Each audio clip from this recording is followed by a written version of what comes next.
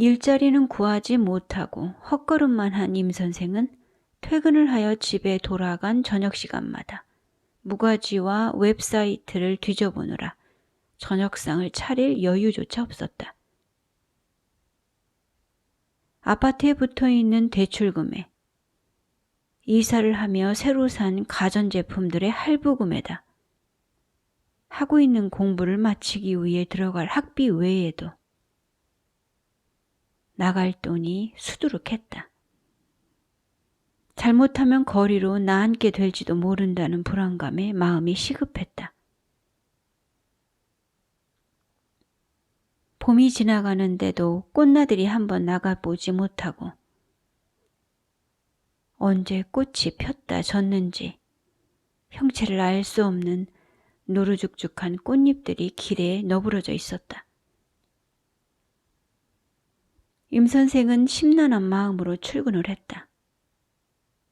학원에 들어서자마자 통유리 너머에 앉아있던 구원장을 향해 임 선생이 고개를 까닥여 인사를 했다. 한데 임 선생의 인사에 구원장이 시들하게 쳐다보고는 고개를 돌려버렸다. 보는 사람이 없을 때는 입술에 집게 손가락을 얹어 키스하고 싶다는 표시를 적극적으로 하던 그였다. 그런 그가 인사를 받는 둥 마는 둥 하며 얼굴을 외로 꺾었다. 연인들은 원래 밀고 당기기를 하는 법이었다. 해서 임 선생은 토라져 보이는 구원장에게 일부러 관심이 없는 척했다. 그런데 다음 날에도 구원장은 시듯한 모습으로 싸늘한 반응을 보였다. 복도에서 만난 구원장은 예전처럼 임 선생의 몸에 자기 몸을 부디더 오지 않았다.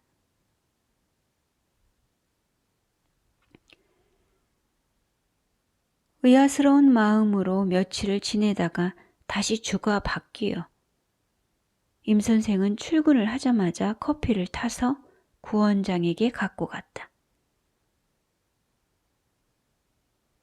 그전 같았으면 종이컵을 잡고 있던 임 선생의 손을 제 손 안에 포개어 조물락거릴 구원장이었다. 노골적으로 임 선생의 손가락 사이를 비비대던 구원장이 평소와는 다르게 내키지 않은 표정으로 컵을 받았다. 원장님, 무슨 일 있으세요? 임 선생의 질문에 구원장은 대답이 없었다. 자기야, 불만이 있다면 무엇인지 말해줘요. 임 선생의 과감하고도 도발적인 호칭에 구원장이 말문을 열었다. 중진학원에 갔었어? 문 밖에서 기척이 들려왔다. 신발장 근처에서 수런수런하던 목소리들이 학원 안으로 들어서고 있었다. 영어 선생과 수학 선생이 출근을 한 모양이었다. 교실로 들어간 영어 선생이 수업 준비를 위하여 미리 컴퓨터를 부팅시켜 놓는 음향이 멀리서 들려왔다. 구원장이 임 선생에게 다시 물었다. 중진학원에 가서 우리 학원이 폐원할 거라고 말했어요? 아니요, 그런 말 한 적 없어요. 그쪽에서 먼저 요즘 학원들이 경영난으로 힘이 드는데 이쪽 학원은 어떠하냐고 묻기에 이쪽도 그렇다고 대꾸를 해주었을 뿐 폐원에 대해서는 말하지 않았어요. 구원장은 얼마 전 근처에 있던 중진 학원장으로부터 전화를 받았다. 그는 구원장에게 학원 문을 닫는다는 말이 도는데 그것이 사실이냐고 찔러보았다. 중진 학원장의 말을 듣고 있던 구원장은 폐원의 소문이 학생들의 입에서 흘러나간 줄로만 알았다. 선생들 중 누군가 학생들에게 폐원에 대한 말을 흘린 후 그것이 중진 원장의 귀에까지 들어갔으리라 생각했다. 중진 원장은 전화를 끊기 직전에 임 선생이 왔다 갔다는 말을 했다. 중진 학원을 찾아온 임 선생으로부터 폐원의 소리를 들었다고 했다. 구 원장은 저쪽 학원에 가서 말을 쏟아놓은 임 선생에게 서운한 마음이 들었다. 그러나 한편 임 선생이 다른 일자리를 알아보러 다니는 것에 미안한 마음도 일었다. 구 원장이 어째서 자신을 부르퉁하게 돼 있는지 알게 된 임 선생은 중진 학원장을 떠올리며 솟구치는 화를 사귀고 있었다. 그는 일부러라도 티오를 만들어 임 선생을 고용할 것처럼 꾀어내어 남의 내부 사정만 이러니 저러니 캐묻고는 그만이었다.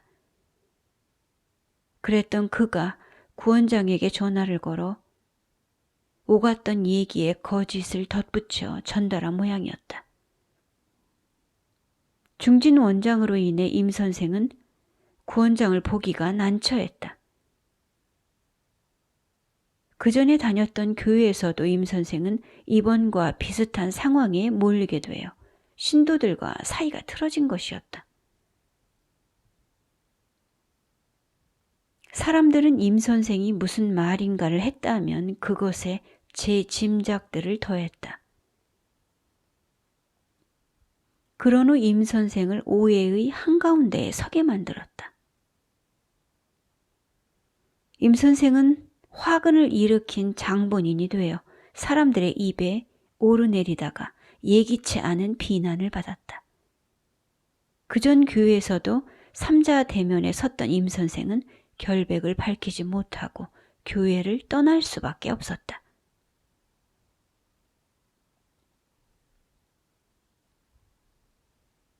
학생 수가 줄어서 경영난을 겪고 있던 3층의 엔젤 피아노 원장은 수업시간 중간에도 구 원장의 학원으로 내려와 괜스레 복도를 머뭇거리다가 돌아갔다.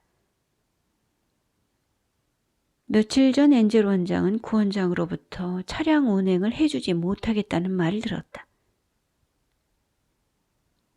이제 엔젤 원장이 직접 차량 운행을 나서든지 아니면 차량 기사로도 써서 아이들을 데려와야 했다. 그래야만 학원을 그만두는 아이들을 조금이라도 붙들어 놓을 수 있었다.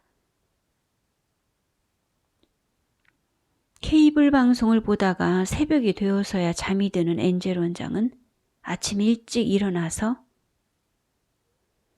아이들의 등교 차량을 운행하는 일이 엄두가 나지 않았다. 학원은 아이들의 등교뿐 아니라 학교까지 책임지고 차량 운행을 해주어야 했다. 문화원에 색소폰 강습을 나가는 날은 피곤하여 더 여유가 없었다. 사실상 피아노 학원을 운영하여 들어오는 수입은 인건비를 들여 차량 기사를 쓸 정도는 되지 못했다. 학생들을 실어 나르기 위해 생돈을 들여 승합차나 미니버스를 살 생각은 더욱 들지 않았다. 하여 엔젤 원장은 구 원장에게 계속 기대어가는 편이 낫겠다는 계산을 했다. 엔젤 원장이 구 원장을 찾아가 간청을 해보았는데도 불구하고 구 원장은 피아노 학원에 다니는 아이들의 차량까지 신경 써 줄 수 없다는 태도를 단호히 했다. 어쩔 수 없이 엔젤 원장은 자가용으로 차량 운행을 나갔다. 얼마 전 엔젤 원장은 구닥다리 차를 팔아버리고 배기량이 높은 고급차를 새로 샀다. 아이들을 실어 나르는 데 필요한 승합차를 구매하는 일은 왠지 허튼 데에 돈을 쓰는 기분이 들었으나 고급 자가용을 구매하는 일은 기껍게 할 수 있었다.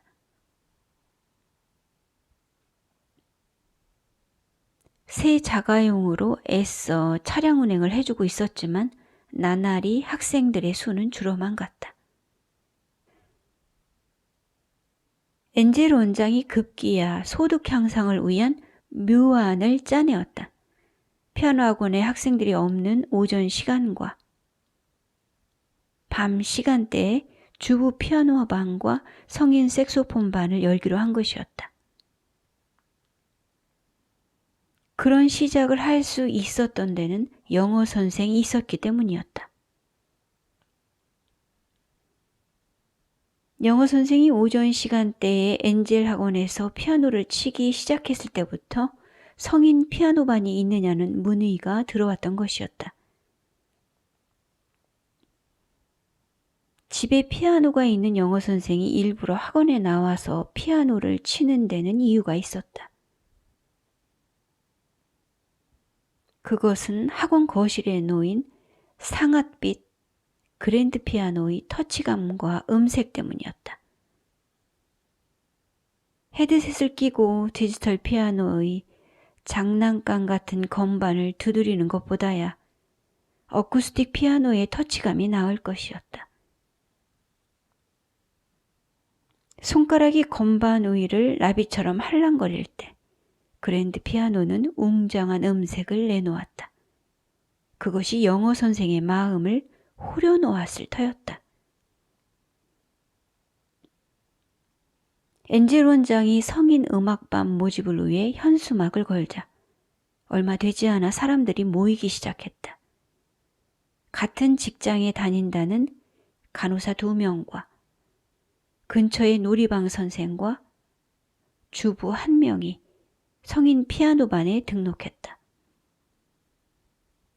할아버지 1명이 아침 색소폰 강습에 등록했고 청년 2명이 저녁 색소폰 반에 들어옴과 동시에 악기까지 구매했다. 수만 장의 전단을 뿌려도 강습생을 모집하는 것이 그리 쉬운 일은 아니었다. 현수막을 몇 개 걸었을 뿐인데 문의를 하러 왔던 사람들이 그냥 가지 않고 바로 등록을 해주는 것을 보면 경영난이 조금은 해결될 기세였다. 좋은 조짐은 계속 이어져 주말에는 개인 강습을 해달라는 요청이 들어왔다. 피아노 학원은 꼬마들이 줄어든 대신에 성인들의 강습으로 활기를 찾은 듯 했다.